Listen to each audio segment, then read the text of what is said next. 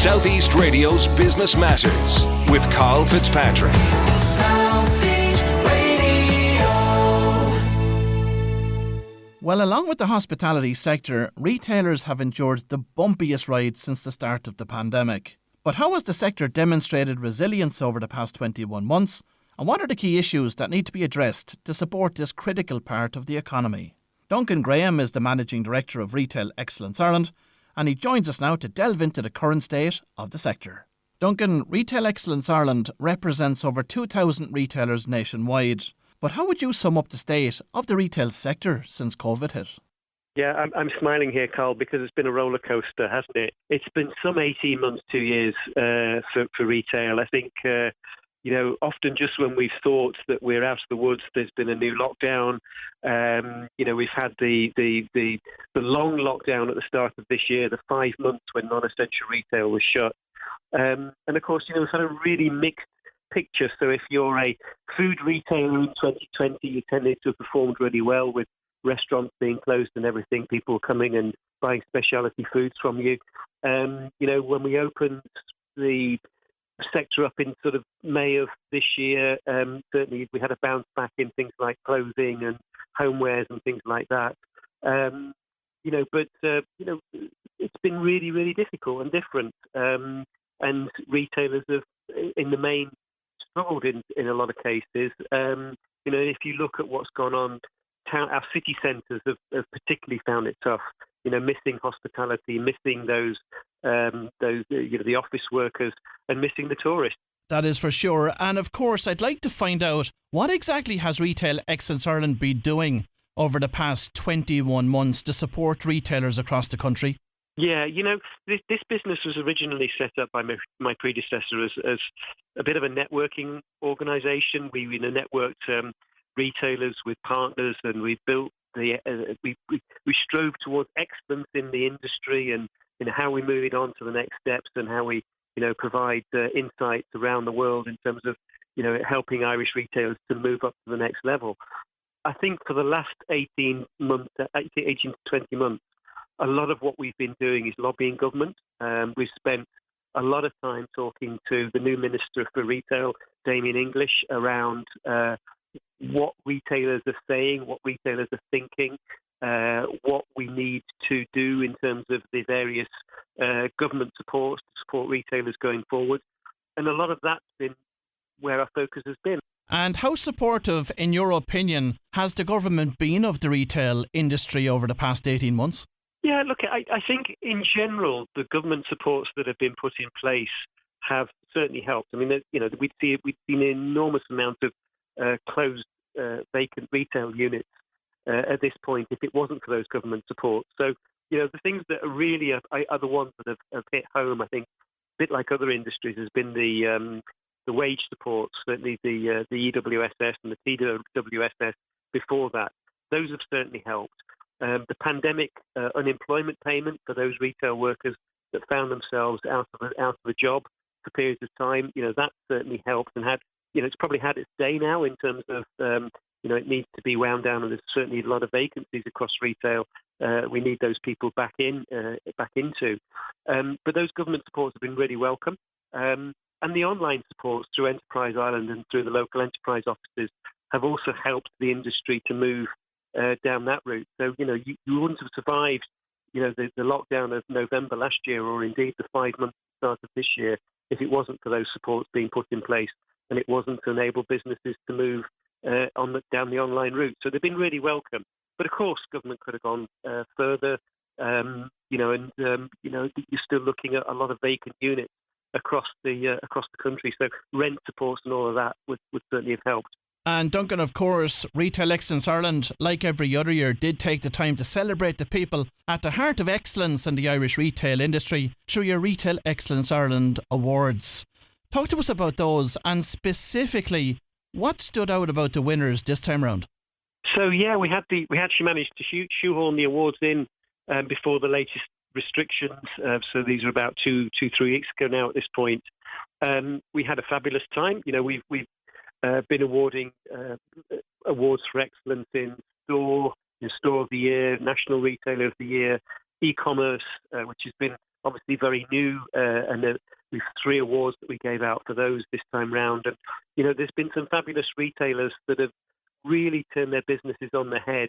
So I'm thinking of people like James O'Connor running Frank's Place there in Wexford, and Maguire Diamonds in Enniscorthy, and and the 2 winners that we had National Retailer of the Year was Arboretum in Carlow and Fabiani in Longford. So across the piece, what's been really evident is that a lot of retailers over the last 18 months, 2 years, have really focused on their business, on what they want their business to be.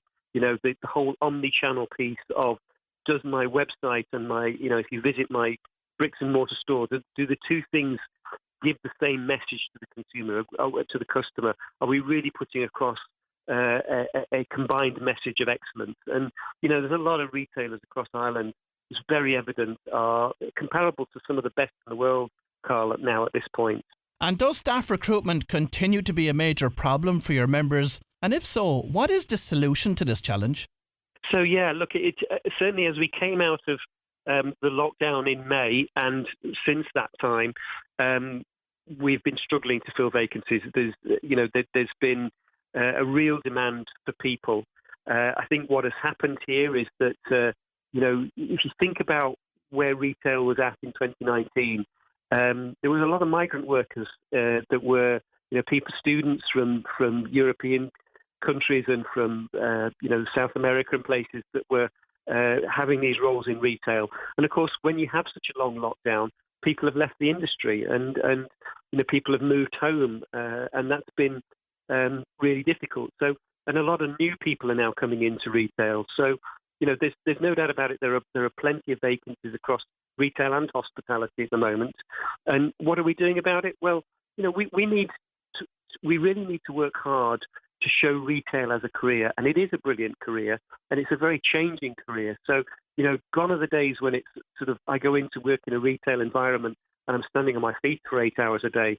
There are jobs now in logistics in retail. There are jobs in e-commerce in retail, and there's the whole giving back in terms of the customer service side, which is so important. So it is really changing, and I think equally you'll find some good pay rates now. I think demand and supply has certainly meant that employers have been pushing the boat out when it comes to attracting talent into the sector, and I think there's some good jobs to be had, and will do for the future as well. And how have Brexit and COVID-19 affected retailers from a supply chain perspective? Yeah, it's been a real headache. And, going into this Christmas, I know there's a lot of stories about, artificial Christmas trees, for example, in short supply and so on. I think the first thing I'd say is it's been so uncertain that if you're a retail buyer and you're trying to forecast what you're going to be, how much to buy and what the marketplace is going to be like 6 or 8 months ahead of Christmas, let's say, for this year, it's been extremely difficult. Some people will tell you it's going to be a great Christmas. Other people tell you that if COVID strikes, it's not going to be a great Christmas and so on. So it's really difficult. And then given that situation, buyers have been very cautious, number one. Number two, there's been massive issues with supply chain. And it's almost like it's been a perfect storm of, lockdowns in factories in the Far East and difficulties in the Suez Canal. If you remember the boat that got stuck in the Suez Canal there back in April, May time. Of course. All of those things have combined to make it a very uncertain time in terms of supply chain. And what we're left with is a situation where, sure, there's stock in stores and there will be stock in stores, but, actually getting that best, fastest selling item, it's probably going to be sold out very early on this year. And, the message to consumers is if you want something, you really need to have been in there now, if not 2 or 3 weeks ago, in order to get really what you want. But there will be products. There'll certainly be products up till Christmas Eve, but it may not be exactly what you're looking for. Duncan, the last time we spoke, you were very concerned about retailers and how they were going to be approached and treated by landlords when it came to rental payments, especially when those retailers couldn't even open their stores. So how has that worked out at this stage? Yeah, it's been tough. I think, certainly what was very evident was there were no real demands during periods of lockdown for those retailers that were locked down, were closed. Landlords were, certainly weren't chasing rent at that point. As things began to reopen again, many landlords came and said, look, you owe us for periods of time when the business was shut. I think in reality, deals were being done. And there has been a pragmatic approach between landlords and tenants. I think in many cases what we found was it was the retailers that were chasing the landlords to get round the table and thrash through a deal. There hasn't been a great deal of support from government around this whole area. So the only thing that was brought in was a code of conduct, which really said, in effect, get round the table and sort out the differences and make sure you come up with a deal. And that's going back to September of last year. And it's toothless. It's no legal backing or anything. So, that's been difficult. I think what we're now left with is a situation where, there is something like, or were 2,000 retail units vacant across the country. If you look at Dublin now, on Grafton Street alone, there are 12 vacant units. So, the whole thing is still playing out. And, there's still time for government to come to the table and, reinforce, make these, bring in some form of mediation between landlord and tenant to enable deals to be done and, compromises reached. I think one of the big concerns that small independent retailers have about going online is their concern about how they deal with returns. Now, not too many people are aware of it, but New Look here in Wexford is actually the return centre for Europe for that UK brand. But what advice and what guidance would you give to retailers in terms of how they should deal with the returns piece? Yeah, look, I think it depends on what type of retailer you are. I think, I always regard this as the best thing you do is think customer first and think about the service first. Accept the fact that if you're if you're selling clothing and people need to try something on, that you're going to get a fair degree of return. It's going to be higher than you'd get if somebody's coming into your store and trying it on in a fitting room. So accept the fact you're going to get the returns and make it easy for people to return things. There's nothing worse than a customer getting something and then finding that the returns process is really difficult and convoluted. Far better just to make it easier for them, because the reality is that if it's easy, the chances are they're going to repurchase from you. If you make it difficult, they'll just go to somebody else that will make it easy. So, it's one of these things. It's an added cost of doing business. If you're doing business online, you're going to have to expect that you're going to have a higher returns rate. Just make it easy for the consumer and the consumer will come back. I think that's the message, Carl. And have you any concern about government restrictions being introduced that could impact your members during the month of December? Yeah, I think we're into a very uncertain time. I think what we actually had this time last year, ironically, was more certainty than we've got now. The certainty we had last year was that we knew as of December the 1st that the economy was going to be reopened again. And even though retailers or non-essential retailers were shut this time last year, it was only a matter of days before we were due to open. This time round, I think the messages we're getting from government at the moment are that there won't be that wholesale lockdown that we had previously, and that retail will remain open and hopefully hospitality as well. And certainly as we sit here today, that seems to be the message that's coming through, albeit we're also told in the next breath that nothing can be ruled out when it comes to COVID. So it is difficult. I hope we will trade on. I think, it's really difficult this time of the year to differentiate between essential and non-essential retail. And I do think that the government, will stick with it this time round. I think the issue is then going to be what happens in January and February of next year. But hopefully things will start to plateau out and we will start to see this being brought back under control again. So my fingers are certainly crossed on that one, Carl, at the moment. I've no doubt they are. Now, Duncan, I'd also like to find out what new supports or even existing supports are you asking government at this stage to continue for the calendar year 2022 for retailers? Yeah, look, I think it's fairly straightforward. I think, certainly, I know that the EWSS, the wage supports are due to finish in April of next year. And again, dependent upon the track of the virus and what happens with further lockdowns, I think the government need to consider, whether to extend those further. I think the rates waivers have been very useful, and I think that needs to be considered. But the biggest one, I think, is what we've described before, is really, more support to get retailers online. I think that is there's a big need for that. for next year. How you can really crank that up through Enterprise Ireland and through the local enterprise offices to get that online presence really established. And then I think the final one is government support in terms of developing retail as a career. What can we do and we're very much having this conversation at the moment with the Department of Enterprise around how we bring quality people into the retail environment and develop that career structure for them. And that's obviously one for the future. And then I think the final one is the rejuvenation and renewal of some of our towns and cities around the country, which have taken a right battering over the last 2 years.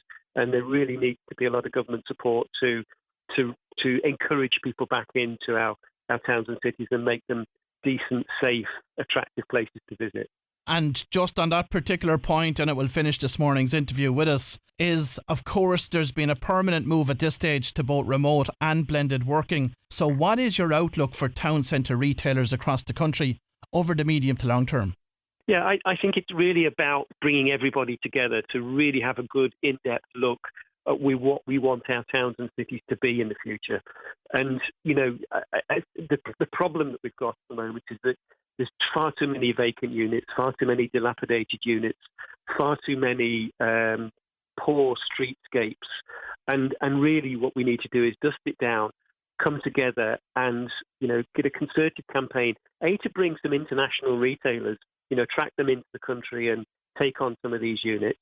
We also need to make sure that, we're giving people the breaks to get in, whether it's, 6 months rent-free periods to set up a pop-up shop, to try something. We need to really take good quality entrepreneurs from around the country and give them the opportunity to develop their ideas and give them these units for periods of time and get them to make a go of it. So I think the future is actually quite bright, Carl, in that sense.